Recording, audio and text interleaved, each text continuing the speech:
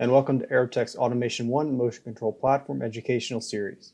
Aerotech is a company that solves your toughest precision motion and automation challenges. Automation 1 is a motion control platform consisting of software-based controls and development tools, PC and drive-based control hardware, and hardware-based drives for servo motors and other devices.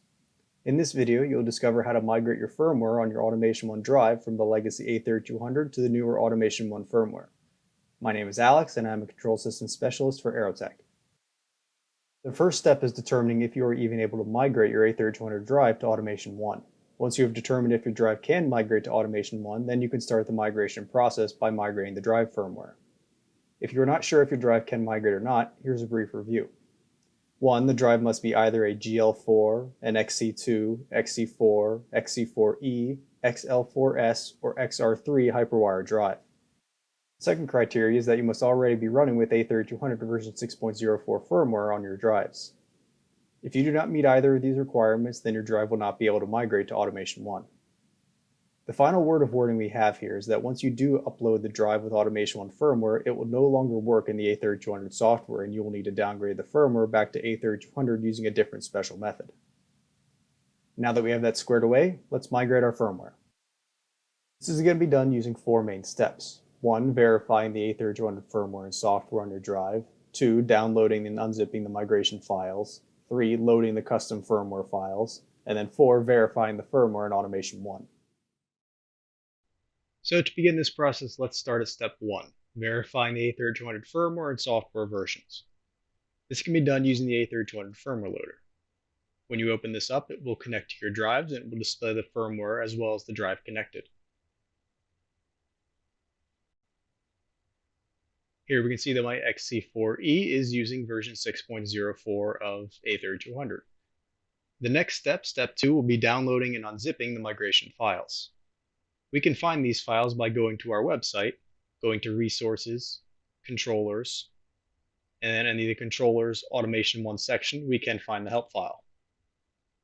These migration files can be found here under the Getting Started, Software Migration from A3200 to Automation 1, and then Converting Drives from A3200 to Automation 1 section.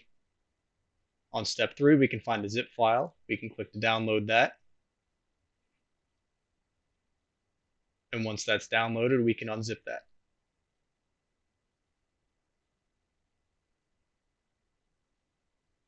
The one thing we want to note here is the A3200 to Automation 1 LODA file. This is going to be a special firmware file that we manually load onto the drive to migrate from A3200 to Automation 1.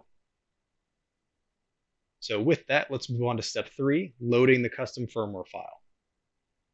If we open up our firmware loader again, we can use the Browse button to search and browse for that file. So let's go back to Downloads and select our A3200 to Automation 1 LODA file.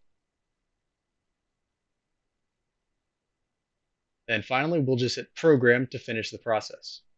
Now you will get this error message here. This is just a preliminary error message to try and catch anything bad from happening to the drive.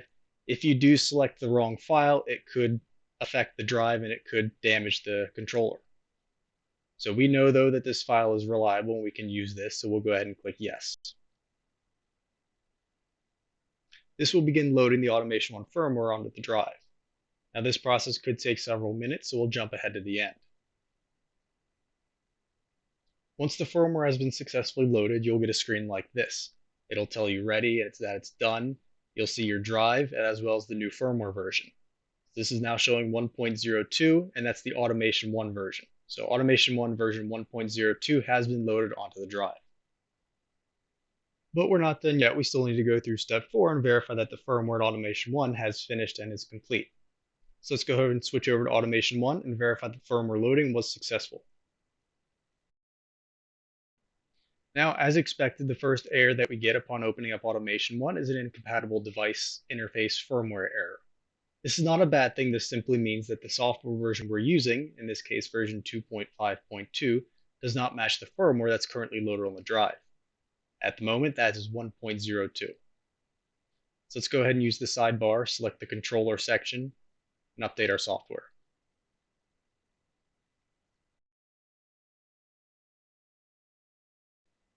This will update the firmware on the Automation 1 drive to match the version of software that you're actively using. Like A3200, this process could take several minutes, so we'll jump ahead to the end.